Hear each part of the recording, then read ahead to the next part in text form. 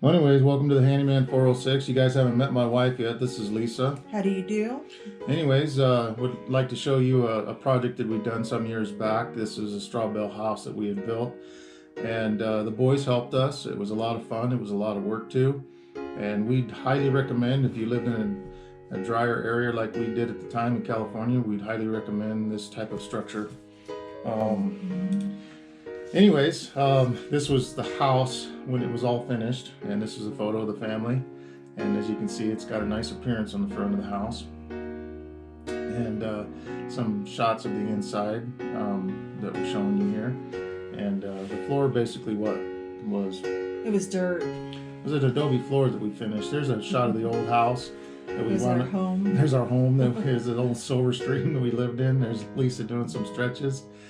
And It's Chris Chambers who passed away. yeah, Chris was a good friend of ours. There's the old tractor that we were using to do quite a bit of the work with. That was our tent when we first moved up. Yeah, Lisa made a tent. She made it home. There's some straw that we got stacked up around the place, and made quite a bit of straw. There's Clancy on the motorbike. And there's some foundation work. We're doing some of the foundation work here, and I think the primary concern here was just getting a good compaction. So I had made a perimeter, and I was compacting it with the tractor and with water and different methods. There's some sunflowers and a pretty girl. Here's a rattlesnake watermelon. Yeah, and some corn. We grew a lot of corn, and we had a great corn crop. And there's another shot of the straw. There was some dark mud marks in the straw. What happened? Yeah, that was from a wild pigs over there itching themselves on there. They'd get in the mud and they'd rub up against the bales when they're sitting in the fields. There's a shot of our dogs. There's another pretty girl. And anyways, yeah, so we're just putting the floor down and getting in some of the initial stages here. There's some slave labor right there. Yeah, that's right. Like I said, it was a lot of hard work, but the boys, at the end, they really loved it. They enjoyed doing this, and it was fond memories for all of us. But we're starting to put the bales down there, and we're just kind of going through the different stages and a couple different angles of what we're accomplishing here. And here's our oldest son again. Levi's driving a stake Yes. to hold him in place. Yeah, so each of the bales we held in place with stakes, and as we went higher and higher, that kind of helped keep it all in place. Prior to, the straw bale doesn't feel real strong in the early stages. It's not until you get the final touches on it that you really feel the strength come out.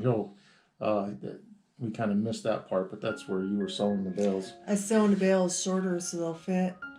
Instead of untwining them, I just sewed them in place.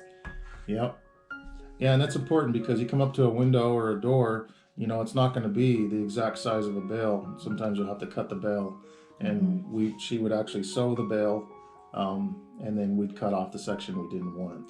All this wood was reclaimed from the Lucy Brown house, which is right out of Paso Robles, California.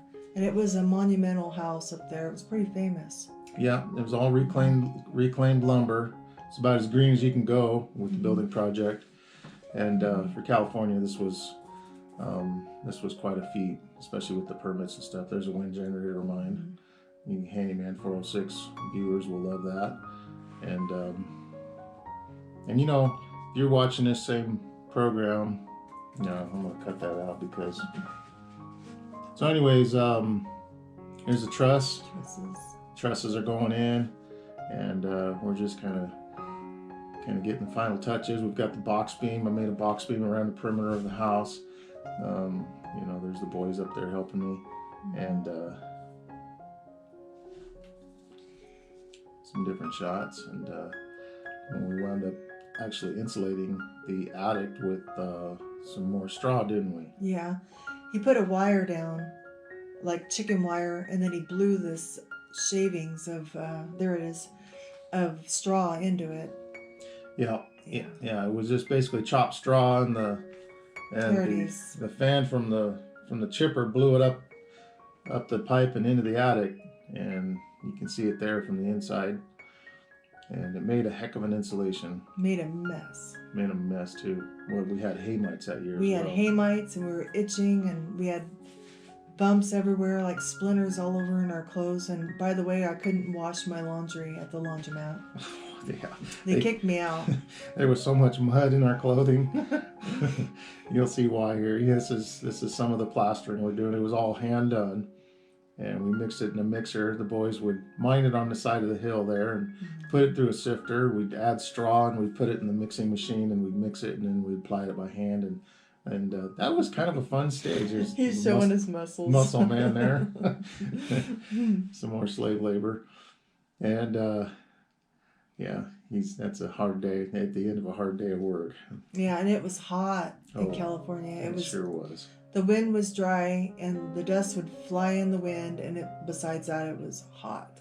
Yeah, it sure was. So here's some of the detail. I think we wound up going over some of this again with some more plaster, but this was the basic look when we were all finished, and the straw kind of stuck through, and we didn't attempt to paint it or plaster it or anything anymore afterwards. It looked good. It really did. It was a good finish, and there's some sifting going on there. And shot of the window again, and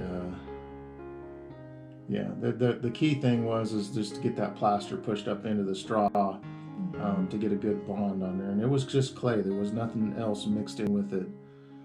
And how did you finish the inside?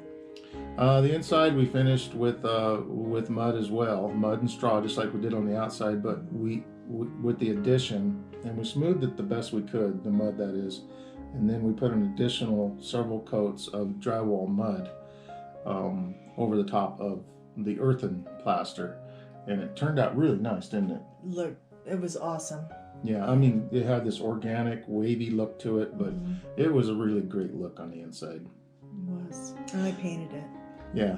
So what was your favorite thing about the home?